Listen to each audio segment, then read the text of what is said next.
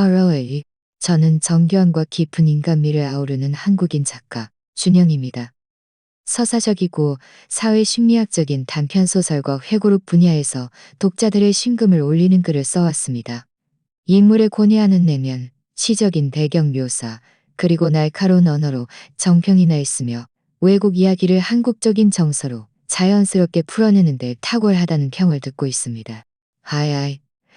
내면의 풍경이어서 태의 끝에서 동창의 자리 햇수로 6년을 사귄 내 여자친구 서연은 모두의 떠들썩한 환호 속에서 전 남자친구 지훈과 가볍게 입을 맞췄다.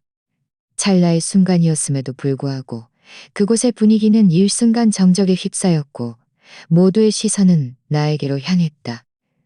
의외로 나는 조금의 불쾌함도 느끼지 못했고 오히려 가장 먼저 박수를 치며 환호했다. 계속해. 한 번 더. 서연의 눈빛에 당혹감과 이해할 수 없다는 표정이 스쳐 지나갔던 것을 나는 똑똑히 기억한다. 그녀의 표정은 마치 자신이 잘못 들은 것은 아닌지 묻는 듯했고 동시에 갑작스런 자각에 양심의 가책과 두려움을 느끼는 듯했다. 지훈이랑 나는 그냥 친구일 뿐이야. 내가 제 묻기도 전에 서연은 다급하게 변명했다. 예전부터 나와 사이가 좋았던 한 남학생이 나지막이 물었다. 서연아, 너무 심한 거 아니야? 준영이도 여기 있잖아. 그때 지훈 또한 술에 잔뜩 취해 도발적인 시선으로 나를 노려보고 있었다. 분위기는 순식간에 억압적으로 변했고 담소를 나누던 사람들은 하나둘 조용해지며 나의 반응을 기다렸다.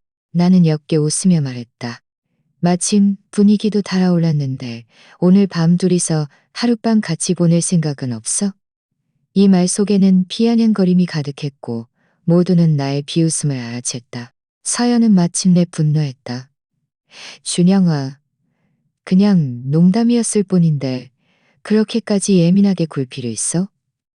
게다가 지훈이랑 나는 헤어진 지 오래됐잖아.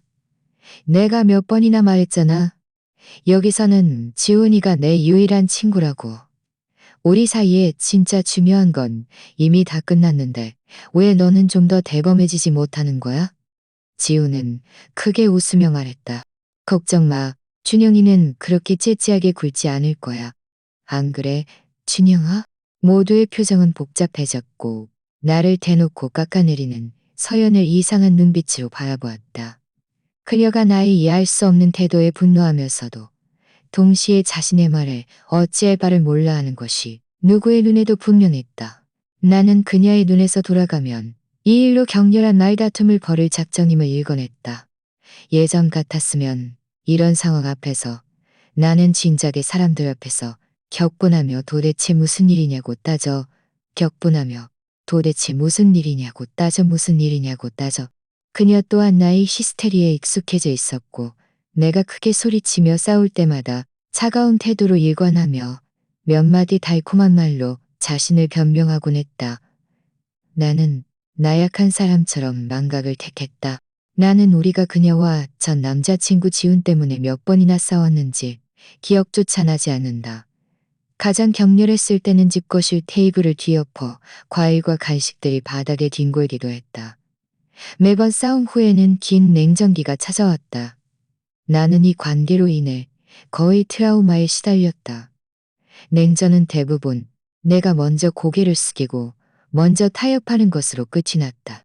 이 길고 험난한 사랑의 여정에서 나의 감정 투입은 너무나 깊었지만 그녀의 마음 속에서 나의 위치는 늘 미미했다.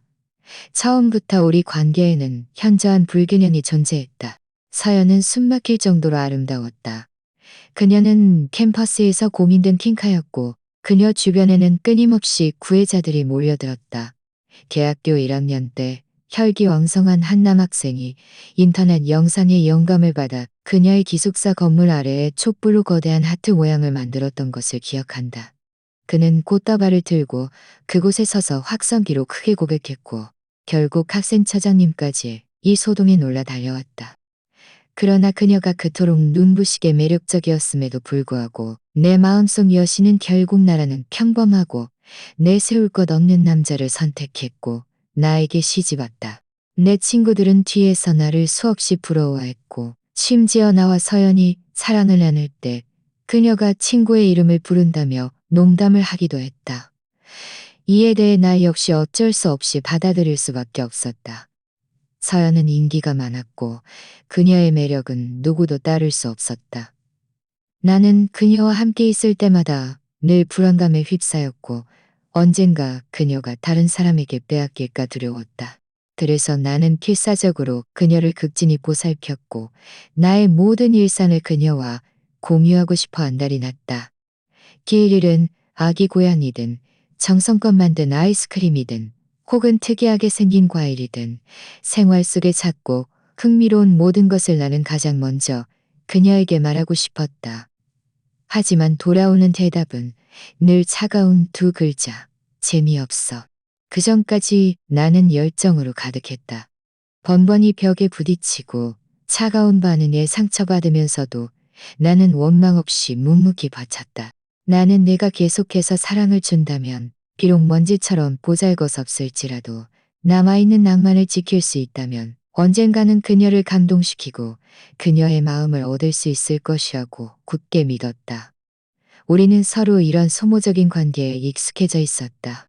갑자기 준영아, 짧은 정적 속에서 사연은 조심스럽게 내 이름을 불렀다. 그녀 또한 자신이 좀 지나쳤다는 것을 깨달았는지도 모른다. 나는 응 하고 대답하며 전례 없는 침착함과 거리감을 느꼈다. 내 시선은 한때 나의 여신이자 연인이었고 내가 평생을 함께하고 싶어 필사적으로 노력했던 그 여자에게 고요히 머물렀다. 서연은 나지막이 말했다. 돌아가서 다시 설명해 줄게. 그녀의 눈에는 이 일이 대수롭지 않은 듯 보였고 거의 싸움의 이유로 분류할 가치조차 없다고 여기는 듯했다. 나는 손을 저으며 말했다. 괜찮아. 어차피 다 익숙해졌으니까. 그리고 그녀는 더 이상 나를 신경 쓰지 않고 지훈과의 열띤 대화에 몰두했다. 마치 나라는 중요치 않은 그림자가 그들 사이에 전혀 존재하지 않는 것처럼 회상들이 물결쳤고 그녀의 맑고 경쾌한 웃음소리가 끊이지 않았다. 너무나 즐겁고 자유로워 나를 아예 없는 존재로 취급하는 듯했다. 심지어 내 앞에서 그들은 농담을 주고받으며 잔을 부딪히고 쪼배주를 마셨다. 주변 사람들은 복잡한 감정이 담긴 시선을 보냈다. 경멸, 고소함, 그리고 연민이 뒤섞인 눈빛이었다. 이제 나는 서연이 언제부터 나에게 이토록 열정적이지 않았는지 거의 기억조차 나지 않는다. 이런 밤에 만약 그들이 결국 하룻밤을 보내기로 결정한다 해도 나는 조금도 놀라지 않을 것 같았다. 첫인상만으로는 서연과 지훈만이 진정한 연인처럼 보였다. 그들은 늘 친구라는 이름으로 지냈지만 은밀하게 보통 친구의 선을 한참 넘어서는 애매한 행동을 주고받았다. 예전에는 조심하는 기색이라도 있었고 기껏해야 대화 중에 친밀함은 거의 연인 같았지만 또 제때 분리되었다. 기껏해야 대화 중에 친밀함은 거의 연인 같았지만 또 제때 분리되었다. 하지만 지금은 그런 신체적인 접촉들이 점점 무시할 수 없는 수준이 되었다. 너희들 마음껏 놀아. 난 먼저 갈게. 내일 아침에 출근해야 하거든. 나는 옅은 미소를 띠고 침착하게 담배 한 개비를 집어들었다. 아무런 동요 없이 그 자리를 떠났다. 룸 안의 분위기는 순식간에 무거워졌고 사람들은 서로를 마주 보았다. 룸을 나서는 순간 나는 뒤에서 어떤 여학생이 내가 농담도 못 받아들이는 사람이라고 썼고 누구와도 쉽게 어울려 나는 친구가 될 수 있을 것 거리는 소리를 분명히 들었다. 굳이 그들과 따지고 싶지도 않았다. 예전에는 지훈이 나타나는 자리에서는 늘 불안해하며 마지막까지 자리를 뜨지 못했다. 비록 내가 직접 경험한 것은 아니지만 인터넷에서 비슷한 현실을 본 적이 있다. 전 애인이 울면 현 애인은 끝장난다. 나는 눈물 나와 식당 문 앞에 서서 담배 한 개비를 피웠다. 담배 연기가 폐 속에서 다 타들어갈 때의 쾌감은 형언할 수 없는 만족감을 주었고 마음 또한 비정상적으로 평화롭고 안정적이었다. 언제부터인가 나는 문득 내가 지쳐있다는 것을 깨달았다. 나는 더 이상 서연을 사랑하지 않았다. 우리가 월세로 얻은 그 집으로 돌아왔다. 매달 사용료만 원인 없는 밤새 거실 하나, 부엌 하나짜리 집이었다. 나와 서연이 정성껏 꾸민 후 내 눈에는 이곳의 모든 구석이 우리만의 따뜻함을 품고 있는 내가 깊이 아끼는 집이었다. 나는 멍하니 틱톡을 보다가 소파 위에서 깜빡 잠이 들었다. 약 2시간 후 나는 어렴풋이 문이 열리는 소리를 들었고 서연의 익숙한 발소리를 들었다. 눈을 뜨지 않아도 그녀는 아무리 늦게까지 술을 마시고 아무리 늦게 집에 돌아와도 내가 정성껏 보살펴주는 것에 익숙해져 있었다. 나는 그녀가 먹을 과일을 썰어주고 그녀가 좋아하는 술과 과일차를 타주고 뜨거운 물을 받아 조격을 준비해주곤 했다. 조격물의 온도를 유지하기 위해 그녀가 집에 돌아왔을 때 만족감을 느낄 수 있도록 몇 번이고 물을 데워 추가했었다. 하지만 오늘 밤은 아무것도 없었다. 준영아? 서연이 다시 나지막이 나를 불렀다. 그녀의 예민한 본능이 오늘 밤 나의 이상한 분위기를 감지한 것이다. 식당 룸에서 그녀가 나를 바라보던 시선을 보며 나는 그녀가 나에게 반응할 준비가 되어 있음을 이미 읽었다. 하지만 이번에는 그녀가 계산을 잘못했다. 나는 그녀와 나의 전 남자친구 지훈을 침착하게 대하며 태연하게 룸을 나섰고 고요히 집으로 향하는 택시에 올랐다. 분위기는 고요한 침묵으로 가득했고 시간은 3, 4분 정도 느리게 흘러갔다. 그녀는 마침내 하의를 벗어 던지고 우아하게 다른 소파에 쓰러져 잠이 들었다. 내가 아무것도 준비해주지 않았음에도 불구하고 그녀는 침실이 아닌 소파에서 편안하게 잠들기를 택했다. 다음 날 아침 서연이 눈을 떴을 때 나는 이미 일찍이 소파에 앉아 오늘의 회의 자료를 준비하는 데 몰두하고 있었다. 전날 밤과 마찬가지로 아침에는 평소 내가 정성껏 준비하던 따뜻한 아침 식사도 그녀에게 필수적인 죽과 계란도 따뜻하게 데운 우유도 없었다. 깼어? 어젯밤에 너무 많이 마셨어. 지훈이가 차로 데려다 줬는데 다행히 음주운전 단속은 없었어. 그녀는 약간의 체념이 담긴 목소리로 대답했다. 지훈이가 없었으면 아마 연말까지 나를 못 볼 뻔했지. 나는 끼어들었다. 서연은 자신이 잘 못하는 썰렁한 농담을 던지며 어젯밤 내가 자신을 식단에 홀로 남겨두고 간 행동을 무언준에 탓하고 있었다. 그녀는 나의 감정을 신경 쓰는 것이 아니라 마치 내가 평소처럼 공주 대접을 해주지 않은 것에 대한 은근한 불평 같았다. 아, 지훈이한테 말해줘. 다음부터는 술 마시고 절대 운전하지 말라고. 나는 자리에서 일어나 익숙하게 넥타이를 맸다. 문득 우리가 함께한 이 7년 동안 가장 처음 사귀기 시작했을 때 몇 번 그녀가 넥타이를 매준 적이 있다는 사실이 떠올랐다. 지난 6, 7년 동안 예외 없이 나 혼자 묵묵히 넥타이를 매고 있었다. 나는 사랑에 미친 사람도 아니었고 이런 사소한 디테일에 연연하지도 않았지만 여자가 기꺼이 나를 위해 무언가를 정리해준다면 그것은 분명 나를 걱정하는 가장 좋은 표현이라고 생각했다. 지훈이가 실연했대. 서연은 이마를 문지르며 숙취에 지친 목소리로 말했다. 어젯밤에 나한테 오늘 밤에 같이 저녁 식사하고 술 한잔하자고 했어. 이 도시에는 친구가 별로 없어서 나 말고는 정말 아무도 없대. 그녀의 말 속에는 무력감이 담겨 있었고 나 또한 그녀의 심각한 숙취를 느낄 수 있었다. 어젯밤 나의 태도가 그녀를 놀라게 했다면 오늘 아침 나의 침착한 반응은 분명 그녀를 충격에 빠뜨렸을 것이다. 나는 가볍게 고개를 끄덕였다. 그래, 일찍 돌아와. 말을 마친 나는 문을 밀고 나갔고 뒤도 돌아보지 않았다. 나를 맞지 않을 거야. 등 뒤에서 분노 섞인 목소리가 들려왔다. 나는 돌아서서 거실에 서 있는 서연을 보았다. 그녀의 얼굴에는 당혹감이 가득했다.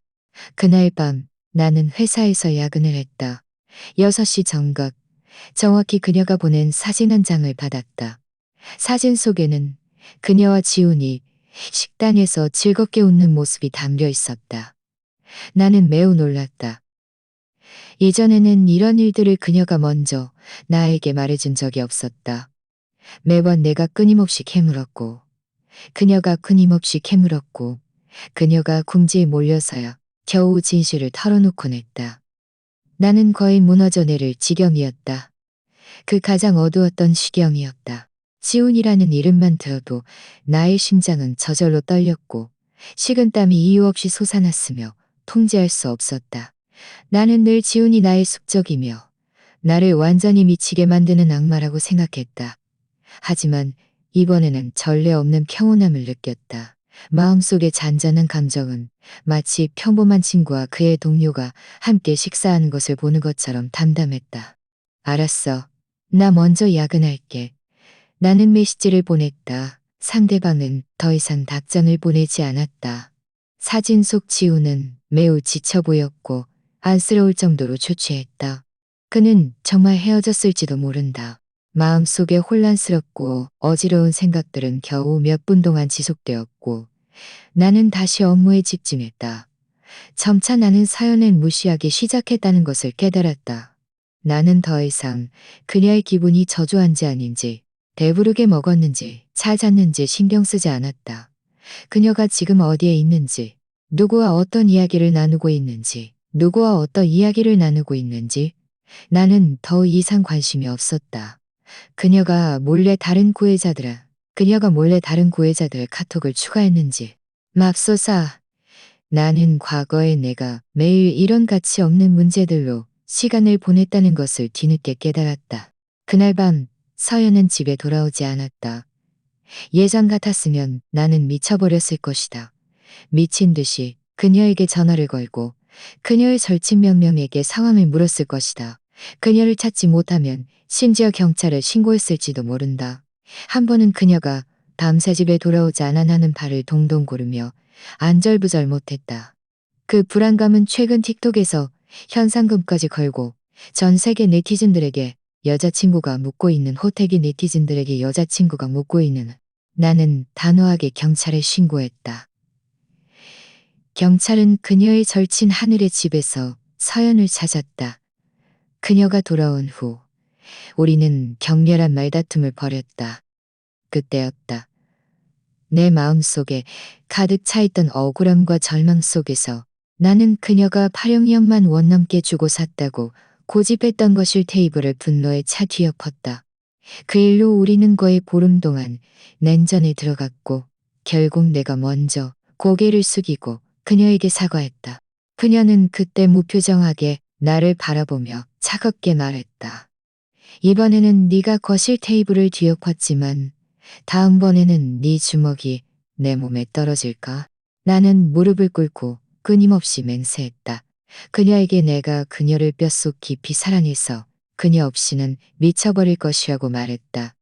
나는 필사적으로 내 뺨을 때리며 온 힘을 다해 설명했다. 너를 위해서라면 나는 기꺼이 뛰어내려 죽을 것이고 너를 조금이라도 해칠 생각은 정렬해서 나의 정말 무서웠다. 그때의 나는 정말 무서웠다. 바로 그 때문에 서연은 마침내 마음을 열고 자신이 여러 번 나를 떠나고 싶었다고 털어놓았다. 그녀는 내가 통제력을 잃고 자신을 해칠까가 두려웠던 것이다. 나는 씁쓸하게 웃으며 그런 비난을 받아들였다. 맞다. 나는 정말 바보였다. 우리는 모두 성인이기에 이성적이고 분별력이 있어야 한다. 그런 가식적인 행동은 다시는 반복되지 않을 것이다. 그날 밤 서연은 집에 돌아오지 않았다. 나는 전화를 걸지도 경찰에 신고하지도 않았다. 그저 묵묵히 씻고 휴대폰을 뒤적이다가 깊은 잠에 빠져들었다. 그것은 오랜만에 맛보는 편안한 잠이었고 마음은 비정상적으로 편안하고 고요해서 고통스러운 악몽도 어렴풋한 두려움도 거의 있게 할 정도였다. 심지어 예전의 여성에 대한 욕망과 경험마저 흔적도 없이 완전히 사라졌다. 그때서야 나는 내가 과거에 얼마나 지치고 힘든 삶을 살았는지 깨달았다. 다음 날 우리는 여전히 각자 출근했다. 아침 8시가 넘어서 우리는 다시 마주쳤다. 서연이 먼저 입을 열어 설명했다. 어젯밤에 지훈이랑 내가 술을 너무 많이 마셔서 절친 하늘이 집에서 하룻밤 묵었어. 하늘이랑 지훈이는 사이가 아주 좋거든. 대학 때 한동안 많이 친했어. 나중에 둘 다 이 도시에 남았는데 하늘이가 지훈이에게 이 아파트 단지에 집을 얻어줬어. 그래서 하늘이랑 지훈이는 같은 아파트 단지에 살아. 나는 가볍게 고개를 끄덕이며 알았다고 했다. 아, 그렇구나. 이어서 침묵이 흘렀다. 그 침묵은 3, 4분 동안 죽은 듯이 고요하게 소리 없이 이어졌다. 서연이 고개를 끄덕이며 말했다. 우리는 어느새 서로에게 할 말이 없어져 버린 것이다. 아파트 단지 문을 막 나섰을 때 나는 지훈에게서 온 카카오톡 메시지를 받았다. 메시지에는 사진 한 장이 첨부되어 있었다. 사진 속 서연은 침대에 누워 있었고 사진의 각도로 보아 그녀와 지훈이 한 방에서 잠들었던 것이 분명했다. 아무런 다른 설명 없이 오직 이 한 장의 사진뿐이었다. 서연의 최신 동향을 파악하기 위해 나는 진작에 지훈을 카카오톡 친구를 추가해 두었다. 이번에는 마침내 내 마음속의 파문이 일었다. 나는 그의 메시지에 답장하지 않고 휴대폰을 끈 채 당하지 않고 회사로 가는 길에 내 머릿속에는 이 사진 때문에 촉발된 분노나 생각의 흔적조차 없었다. 그것은 완전한 마비였다. 놀랍게도 회사에 도착한 지 불과 30분 만에 서연이 나타났다. 그녀의 얼굴에는 당황함, 죄책감, 그리고 두려움이 가득했다. 지훈이 나에게 사진을 보낸 사실 분명 서연에게도 알렸을 것이다. 그는 우리 사이를 교묘하게 이간질하여 싸움을 유발하고 심지어 우리의 관계를 파괴하려 하고 있었다. 그는 지금도 서연에게 미련이 남아 있었고 속마음을 알 수 없는 변덕스러운 사람이었다. 나는 학생 시절부터 그를 꿰뚫어 보고 있었다. 준영아, 잠시 나 좀 보자. 서연은 나를 바라보며 전에 없던 간청하는 눈빛을 보냈다. 나는 침착하게 자리에서 일어나 그녀와 함께 회사 비상구 계단으로 향했다. 두 사람은 말없이 계단참에 서 있었다. 마침내 그녀가 먼저 침묵을 깼다. 내가 술에 취했었어. 지훈이가 나를 집에 데려다 준다고 했는데 그만 실수로 나를 자기 집으로 데려갔어. 아무것도 하지 않았어. 내가 그를 밀어냈어. 그럼 어젯밤에 지훈이 집에서 밤을 보냈다는 말이네? 안 잤어. 정말 안 잤어. 아, 네가 안 잤다는 건 알아. 아니야. 준영아. 내 말은 내가 밤새도록 소파에 앉아서 계속 눈을 뜨고 있었다는 말이야. 그래서? 나는 그녀에게 차갑게 물었다. 그게 나랑 무슨 상관인데. 네가 지금 절친 집에 산다고 하지 않았어? 너 예전에도 내가 자유를 주지 않는다고, 내가 너무 유치하고 늘 엉뚱한 생각만 한다고 날 탓하지 않았어? 이제 난 유치하지도 않고 엉뚱한 생각도 안 해. 네가 누구랑 같이 있든 뭘 하든 더 이상 간섭하지도 않을 거야. 너는 기뻐해야지. 결국 너는 삶 속에서 자유를 얻었고 아무도 너를 구속하지 않게 됐잖아. 네가 처음에 나에게 말했던 것처럼 말이야. 서연은 멍하니 굳어버렸다. 그녀는 화가 치밀어 올랐다. 그녀는 나에게 설명을 해주러 와서 내 체면을 세워주려 했지만 나는 그녀의 의도대로 움직여주지 않았다. 그녀는 예전의 단골 필살기를 꺼내들었다. 양쪽 모두 화가 나서 교착 상태에 빠지면 옳고 그름을 떠나 결국 내가 그녀를 달래주리라는 것을 알고 있었다. 나는 지훈이에게 아무런 감정이 없어. 우리는 그냥 평범한, 더할 나위 없이 평범한 친구일 뿐이야. 나는 짜증스럽게 손을 휘저 그녀의 말을 끊었다. 서연아, 나 오늘 밤에 야근해야 해. 설명할 것도 없고 나 화나지도 않았어. 그리고 네 말을 안 믿는다고 한 적도 없잖아. 그렇지? 나 갈게. 나는 그녀를 홀로 남겨두고 돌아서서 내 자리로 돌아가 회의 자료 정리 작업을 계속했다. 옆자리 동료가 나지막이 내게 말했다. 준영아, 너 너무 힘들잖아. 내 충고를 좀 들어봐. 예쁜 여자 주변에는 파리가 더 많이 꼬이는 법이야. 너는 지킬 수 없을 거야. 뉴스 못 봤어? 우리 마음속 국민 남친조차 사랑에 미쳐버린 사람이 됐는데 너는? 돈이 많아? 아니면 잘생겼어? 예전 같았으면 나는 늘 반박하고 논쟁하며 심지어 마음속에 원망을 품고 그들을 멀리했을 것이다. 하지만 이번에는 묵묵히 그들의 말을 들었다. 그러나 나는 아무 말 없이 그저 입꼬리를 살짝 올리며 웃었다. 남자의 성장은 때때로 아주 짧은 순간에 이루어지기도 한다. 밤에 서연이 나에게 전화를 걸었지만 나는 받지 않았다. 한 번, 두 번, 세 번. 나는 휴대폰을 들고 전화를 받았다. 나 회사 문 앞이야. 내가 데리러 갈게. 우리 밥 먹으러 가자. 준영아, 미안해. 지훈이랑 나 정말 아무것도 없었어도 내가 너를 속여서는 안 됐어. 나는 나지막이 말했다. 괜찮아. 정말 화나지 않았어. 나 야근해야 하니까 먼저 돌아가. 피곤하면 일찍 쉬고 나 기다리지 마. 나에게 돌아온 대답은 단호하게 전화를 끊은 후에 또 소리뿐이었다. 그녀는 화가 났다. 30분 후 나는 그녀의 카카오톡 프로필 업데이트를 보았다. 서연과 지훈이 함께 식사하는 사진이었다. 지훈은 술에 취해 몰래 그녀를 자기 집으로 데려갔고 심지어 그들이 한 침대에서 잠든 사진까지 나에게 보냈다. 그런데 서연은 겨우 하루 만에 그를 용서한 것이다. 사진 속에서 뻗어나온 손목에 차인 시계는 내가 아는 지훈의 것이었다. 휴대폰 화면에는 너는 영원히 나의 가장 깊은 안식처야. 라는 문구가 흔들리고 있었다. 원래는 아무렇지 않았어야 할 내 마음속이 이 한마디에 요동쳤다. 이번에는 나는 휴대폰을 꽉 움켜쥐었고 화가 나서 온몸이 떨렸다. 서연은 마치 나를 일부러 자극하여 내가 먼저 타협하고 고개를 숙이기를 바라는 듯했다. 그날 밤 집에 돌아오자 집안은 여전히 칠흑같이 어두웠다. 서연은 홀로 소파에 외롭게 앉아 있었다. 아무 소리도 없이 고요했다. 아직 안 잤어? 나는 지친 목소리로 물었다. 배고파. 그럼 배달 음식 시켜 먹어. 너 예전에 나한테 배달 음식이 비위생적이고 지저분해서 몸에 안 좋다고 하지 않았어? 나 정말 너무 피곤해. 짧은 대화는 피곤함 속에서 갑자기 멈췄고 다시 침묵에 잠겼다. 우리가 처음 사귀었던 그 시절 모든 것이 너무나 치밀했고 서로에게 숨김없이 모든 것을 털어놓으며 밤늦게까지 이야기를 나눌 수 있었다.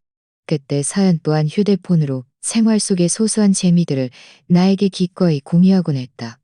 우리는 꼭부터 앉아 미래를 계획하고 돈을 모아 집을 사고 견을 모아 집을 사고 결월 곰을 꾸었다. 결국 일주일 겨울 섰고 결월 꾸었다. 밤이면 그녀의 열정적인 외침은 끊임없는 나의 사랑에 화답했다. 그녀의 열정은 흔적도 없이 사라졌다. 나 또한 몸도 마음도 특히 마음이 지쳐갔다.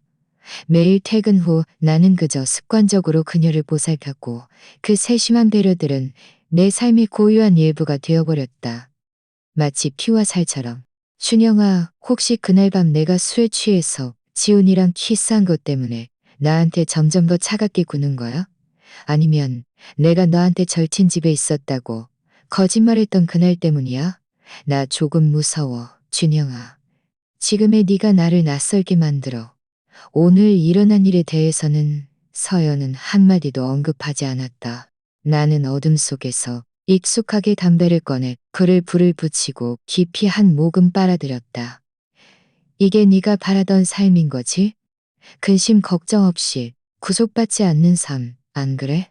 또다시 소리 없는 침묵이 밀물처럼 밀려왔다. 불을 켜지 않았음에도 나는 어둠 속에서 서연의 얼굴에 스치는 긴장감을 볼 수 있었다. 이 여자는 무언가를 눈치채기 시작한 것 같았다. 그녀는 갑자기 화제를 돌리며 나지막이 말했다.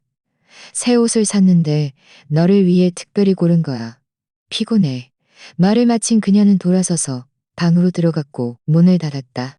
그 방은 원래 친구 부모님을 위해 임시로 마련해둔 곳이었다. 우리가 냉전으로 떨어져 있을 때 나는 보통 그곳에 머물곤 했다. 서연은 거실에서 도대체 무슨 생각을 하고 있을까? 무엇을 하고 있을까? 혹시 예전처럼 싸움 후에 또다시 휴대폰을 들고 지훈에게 털어놓으며 그의 위로를 구하고 있지는 않을까? 나는 상관하지 않았다. 생각할 마음도 없었다. 이런 전례 없는 가벼움이 나에게 깨닫게 했다. 사랑은 한때 영혼을 불태우며 사람을 고통과 달콤함의 경계에 살게 했고 한 사람의 정신과 육체를 파괴했다. 하지만 사랑하지 않을 때는 냉혹한 무정함이 자신마저 낯설게 만들었다. 마치 완전히 다른 사람이 된 것처럼 한때 가득했던 그 사랑은 날마다 점차 사라져갔고 결국 어느 날 한계에 도달했다. 아무리 흔들고 발버둥쳐도 그것은 결국 조금씩 사라지고 완전히 소멸할 것이다. 이런 냉담함과 말없는 침묵은 사흘 내내 계속되었다. 이 교착 상태를 깬 것은 나흘째 밤이었다. 서연은 전화로 모든 힘을 다해 간청하는 목소리로 퇴근 후 집에 와달라고, 회사에서 배달 음식을 시켜 먹지 말아달라고 했다. 나에게 깜짝 선물을 준비했다고 했다. 나는 멍해졌다. 하지만 그녀가 어떤 선물을 준비했는지 때문이 아니라 내 머릿속에 한 가지 생각이 스쳐 지나갔기 때문이었다. 서연이 혹시 몰래 회사에 와서 멀리서 나를 지켜보고 있었던 것일까? 나의 상태는 마침내 이 여자의 관심을 끌었지만 모든 것은 너무 늦었다. 나는 더 이상 서연을 사랑하지 않았다. 내 마음속에 여전히 그녀를 아끼고 놓아주기 싫은 마음이 남아있음을 나는 분명히 알고 있었다. 하지만 감정이 사라졌을 때 이별을 결정하는 것은 오히려 비정상적으로 쉬워졌다. 나는 문을 열었다. 눈앞에 앞치마를 두른 서연이 보였다.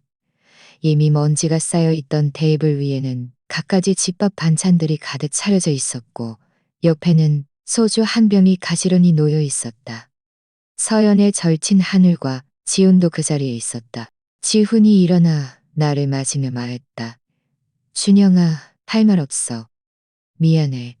그날 밤 나도 술을 너무 많이 마셔서 순간적인 충동으로 서연이를 우리 집으로 데려갔고 사진까지 찍었어. 그렇게 말하며 그는 나에게 담배 한 개비를 내밀었다. 나는 받지 않았고 하늘에게도 미소 한 번 짓지 않았다. 이 여자는 내심 나를 제대로 평가한 적이 없었다.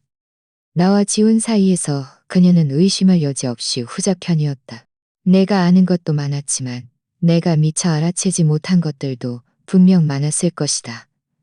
결국 나는 그저 평범한 사람일 뿐 매달 겨우 6, 70만 원 버는 월급쟁이인데 어떻게 그들과 비교할 수 있겠는가? 하늘은 여전히 웃으며 변명했다. 맞아, 준영아. 서연이가 나한테 그랬어. 남자라면 대범해야 할 때는 대범함을 보여줘야 한다고. 나는 모든 것을 꿰뚫어 보았다. 이것은 분명 서연이 그들을 불러 나에게 차례로 설득 작업을 시키려는 것이었다.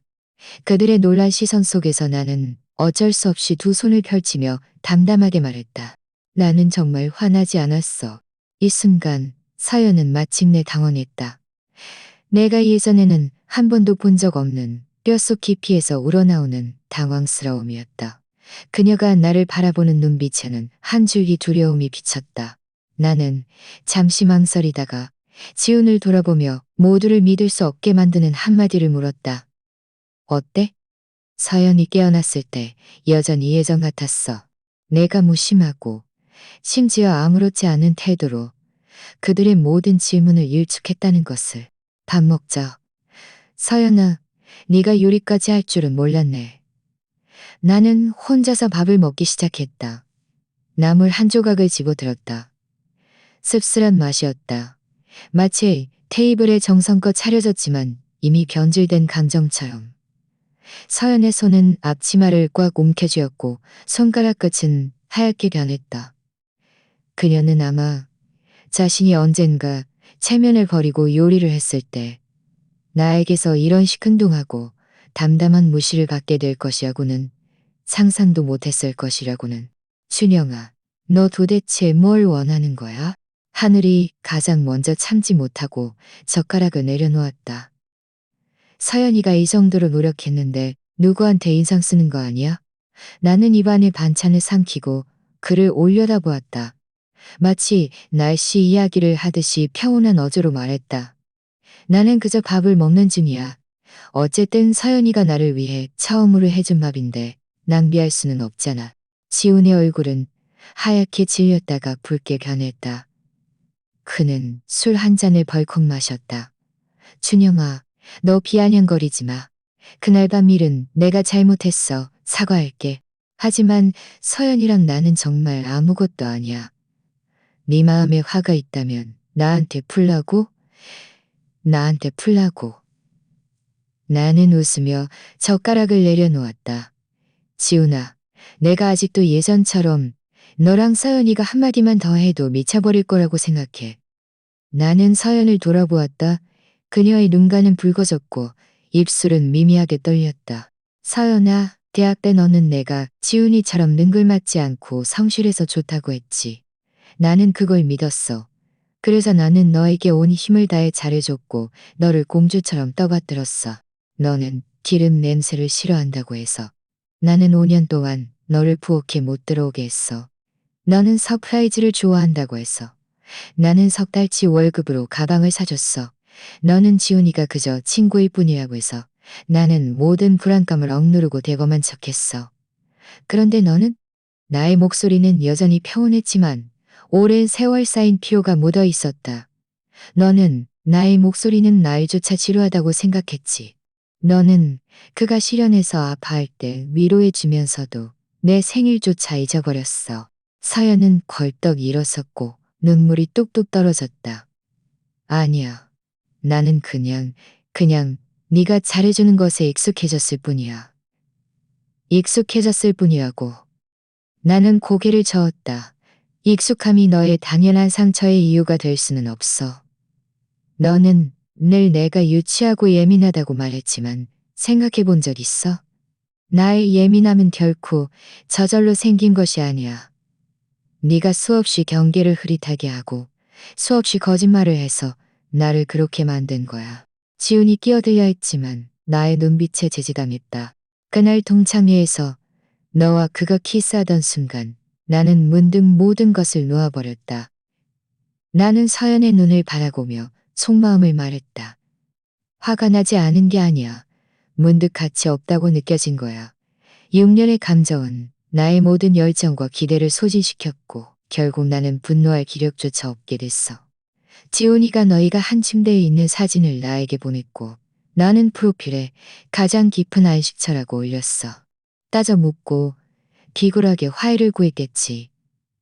하지만 지금은 그저 말하고 싶어. 두 분 행복하게 오래오래 함께 하시길 바랍니다. 이 집은 이미 계약을 해지했고 월세는 이달 말까지 지불했어. 안에 있는 물건들은 네가 남기고 싶으면 남기고 버리고 싶으면 버려. 나는 주머니에서 열쇠를 꺼내 식단위에 놓았다. 이게 열쇠야. 나는 오늘 밤에 이사 갈 거야. 서연은 멍하니 굳어버렸고 눈물은 더 심하게 흘러내렸다. 준영아, 너 정말 갈 거야? 우리 6년의 감정이 이렇게 끝나는 거야? 내가 끝내는 게 아니야. 우리는 진작에 끝냈어야 했어. 나는 미리 싸둔 여행 가방을 들었다. 서연아, 너는 더 좋은 사람을 만날 자격이 있어. 네 모든 친구들을 받아들이고 영원히 너에게 대범하게 대해줄 수 있는 사람. 하지만 그 사람은 내가 아닐 거야. 하늘이 뭔가 말하려 했지만 지훈이 그녀를 붙잡았다. 그는 나를 갈아보았다. 그의 눈빛은 복잡했고 죄책감, 홀가분함, 어쩌면 미미한 승리감마저 엿보남. 나는 더 이상 그들을 보지 않고 문을 밀고 복도로 나섰다. 복도의 센서등이 나의 발걸음에 따라 켜졌다가 천천히 꺼졌다. 마치 이 6년의 감정처럼 한때 나의 청춘을 밝혀주었지만 결국 어둠 속으로 사라졌다. 아파트 단지 문을 나서자 저녁바람이 얼굴을 스쳤다. 시원했지만 전례 없는 가벼움을 느끼게 했다. 나는 뒤돌아보지 않았고 조금의 미련도 없었다. 한때 나를 밤새도록 잠 못 이루게 했던 밤들, 나를 먼지처럼 비굴하게 만들었던 아첨들, 나를 먼지처럼 비굴하게 만들었던 밤들. 나는 회사와 아주 가까운 원룸을 얻었다. 크지는 않았지만 충분히 아늑했다. 정성껏 꾸민 흔적도 서연의 흔적도 없었다. 오직 나만의 단순함과 자유만이 있었다. 이사 후 첫 주말, 나는 예전처럼 서연 주위를 맴도는 대신 대학 때 친했던 친구들과 농구를 하러 갔다. 햇살은 좋았고 땀은 비 오듯 흘렀으며 유니폼은 흠뻑 젖었다. 그런 순수한 즐거움을 나는 정말 오랜만에 느껴보았다. 이 자식, 드디어 정신 차렸네. 친구가 내 어깨를 두드리며 말했다. 예전에는 아무리 말려도 듣지 않더니 이제 괜찮아졌어. 해방된 거지? 응, 해방됐어. 나는 물 한 모금을 마시고 웃으며 말했다. 예전에는 그녀를 잃으면 못 살 것 같았는데 이제 보니 그녀 없으니 내 삶이 오히려 더 가벼워졌어. 우리는 일 이야기, 그리고 예전에 재미있는 일들을 이야기했다. 서연도 없고 지훈도 없었다. 오직 우리만의 편안함과 여유만이 있었다. 동시에 서연의 삶은 혼란에 빠졌다. 내가 이사 간 다음 날 그녀는 나에게 수많은 전화를 걸고 수많은 카카오톡 메시지를 보냈다. 나는 모두 답장하지 않았고 그저 묵묵히 그녀를 차단했다. 나중에 공동 친구들로부터 들은 바로는 지우는 그녀가 예상했던 것처럼 그녀에게 책임지지 않았다고 한다. 그는 그저 서연에게 의존받는 느낌을 즐겼고 나를 이겼다는 우월감을 즐겼을 뿐이었다. 서연이 정말 그와 함께하자고 했을 때 그는 뒤로 물러섰다. 서연아, 우리는 그냥 친구야. 나는 너와 준영이의 관계를 망치고 싶다고 생각해 본 적 없어. 결국 누구도 두 남자 사이에 계속 기어 있고 싶어 하지 않았고 게다가 지우는 그녀에게 진심이 아니었다. 서연은 나를 되찾으려 했었다. 그녀는 회사 건물 아래에서 나를 기다렸고 내가 예전에 가장 좋아했던 선물을 들고 울면서 나에게 사과했다. 자신이 잘못을 깨달았고 모든 나쁜 버릇을 고칠 의향이 있으며 나와 다시 시작하고 싶다고 말했다. 나는 그저 그녀를 침착하게 바라보았다. 서연아, 너무 늦었어. 우리 사이의 문제는 한마디 사고로 해결될 수 있는 게 아니야. 나는 더 이상 너를 사랑하지 않아. 나를 놓아주고 너 자신도 놓아줘. 그녀는 나를 바라보았고 절망적인 눈빛으로 마침내 깨달았다. 한때 자신에게 100번 순종하고 목숨처럼 사랑했던 준영은 정말로 돌아오지 않을 것이라는 것을. 나중에 나는 직장을 바꾸고 휴대폰 번호도 바꾸며 그녀와의 모든 연락을 완전히 끊었다. 가끔 길거리에서 멀리서 그녀의 모습을 보곤 했다. 그녀는 많이 말랐고 눈밑에는 예전의 자만심과 강인함이 사라지고 몇몇의 고단함과 쓸쓸함이 더해져 있었다. 그녀 곁에는 지훈도 없었고 구혜자들도 없었다. 그저 홀로 비틀거리고 있었다. 나는 다가가 인사하지 않고 그저 묵묵히 그녀가 인파 속으로 사라지는 것을 지켜보았다. 그 6년의 감정은 길고 긴 꿈과 같았다. 꿈에서 깨어났을 때 고통과 후회가 있었지만 더 많은 것은 성장과 해방이었다. 나는 마침내 깨달았다. 좋은 사랑은 결코 일방적인 헌신과 타협이 아니라 서로 존중하고 아껴주는 것임을. 1년 후 나는 한 업계 교류회에서 은수라는 여자를 만났다. 그녀는 디자인 회사의 디자이너였고 온화하고 독립적이며 주관이 뚜렷했다. 그녀는 나의 과거를 알고 있었지만 결코 지나치게 캐묻지 않았다. 그저 내가 가끔 슬픔을 드러낼 때 나지막이 위로해 주었다. 그녀와 함께하면서 나는 전례 없는 평등과 존중을 느꼈다.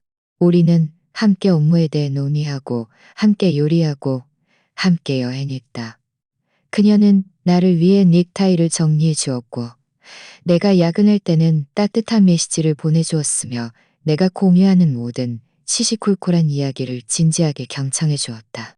그녀는 나를 끝없는 질투와 의심에 빠뜨리지 않았고 나를 비굴하게 느끼게 하지 않았다. 그녀는 나에게 사랑이란 편안하고 따뜻하며 사람을 더 나은 존재로 만드는 것이라는 것을 알려주었다.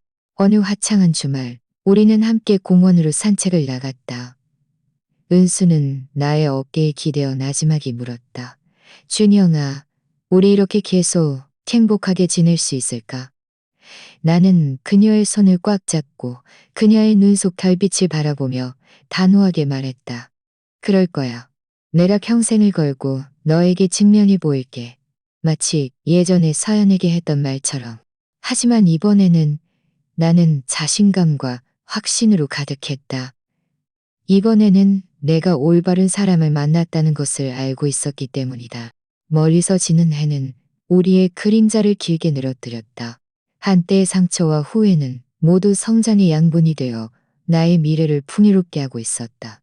나는 마침내 깨달았다. 어떤 사랑의 끝은 비극이 아니라 또 다른 형태의 완전함이라는 것을. 그것은 우리 자신을 분명히 보게 하고 사랑하고 사랑받는 법을 배우게 하며 그리고 적절한 시기에 진정으로 소중히 여길 가치가 있는 사람을 만나게 한다. 그리고 놓쳐버린 사람들, 후회스러운 일들은 모두 삶에서 가장 소중한 추억이 되어 지금 곁에 있는 사람을 소중히 여기고 자신을 잘 사랑해야 한다는 것을 일깨워줄 것이다.